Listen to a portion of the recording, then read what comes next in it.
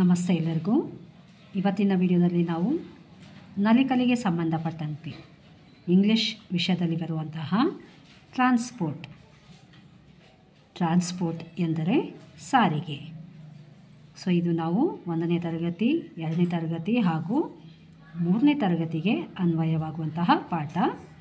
ಇದು ಸೀಕ್ವೆನ್ಷಿಯಲ್ ಆಗಿರೋದ್ರಿಂದ ಅಂದರೆ 3 ಕ್ಲಾಸಿಗೆ ಅನ್ವಯವಾಗುತ್ತದೆ, ಮುಂದುವರೆದ ಭಾಗ. ಸೊ ಇವತ್ತಿನ ವಿಡಿಯೋದಲ್ಲಿ ನಾವು ಸಾರಿಗೆ ಬಗ್ಗೆ ತಿಳಿಯೋಣ ಮಕ್ಕಳ. ಇವತ್ತು ಶಾಲೆಗೆ ಬರಬೇಕಾದಾಗ ನಾನು ಬಸ್ಸಲ್ಲಿ ಬಂದೆ.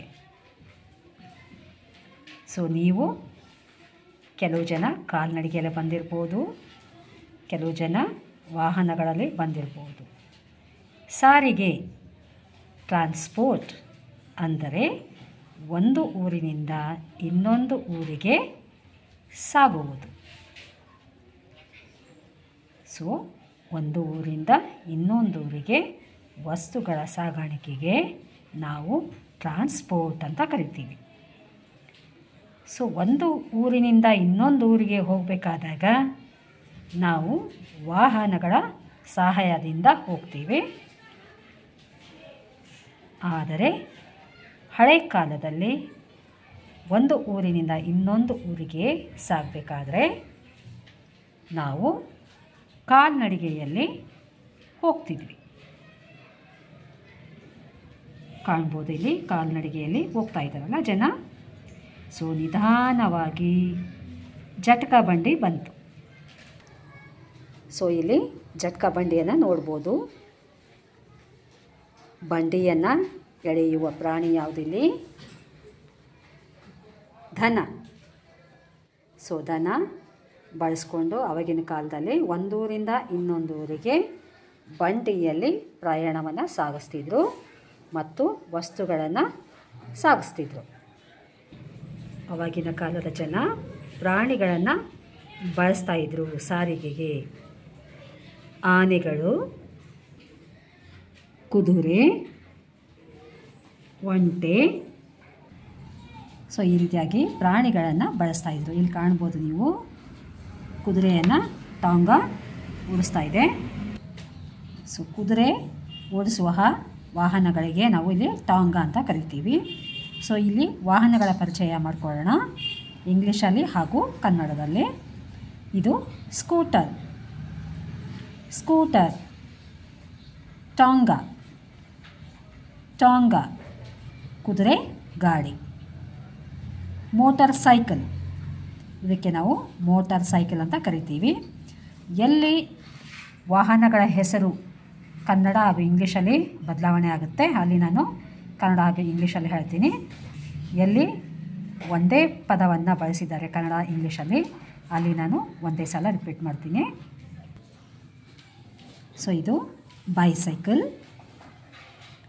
ಜೀಪ್, ಕಾರ್, ಬಸ್, ಟ್ರೈಸೈಕಲ್, 3 ಗಾಲಿಯ ಸೈಕಲ್ಗೆ ನಾವು ಟ್ರೈಸೈಕಲ್ ಅಂತ ಕರಿತೀವಿ. ಟ್ರೈನ್, ರೈಲು ಗಾಡಿ. ಬೋಟ್, ದೋಣಿ, ಹೆಲಿಕಾಪ್ಟರ್, ಏರೋಪ್ಲೇನ್, ವಿಮಾನ, ಪ್ರಾಮ್, ಚಿಕ್ಕ ಮಕ್ಕಳಿಗೆ ಕೂರಿಸ್ಕೊಂಡು ಹೋಗ್ತೀವಲ್ಲ ಇದಕ್ಕೆ ಪ್ರಾಮ್ ಅಂತ ಕರಿತೀವಿ.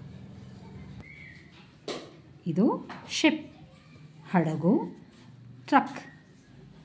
ಇದು ಮೆಟ್ರೋ ಟ್ರೈನ್, ದೊಡ್ಡ ದೊಡ್ಡ ಸಿಟಿಯಲ್ಲಿ ಕಾಣ್ಬೋದು, ಇದಕ್ಕೆ ನಾವು ಮೆಟ್ರೋ ಟ್ರೈನ್ ಅಂತ ಕರಿತೀವಿ.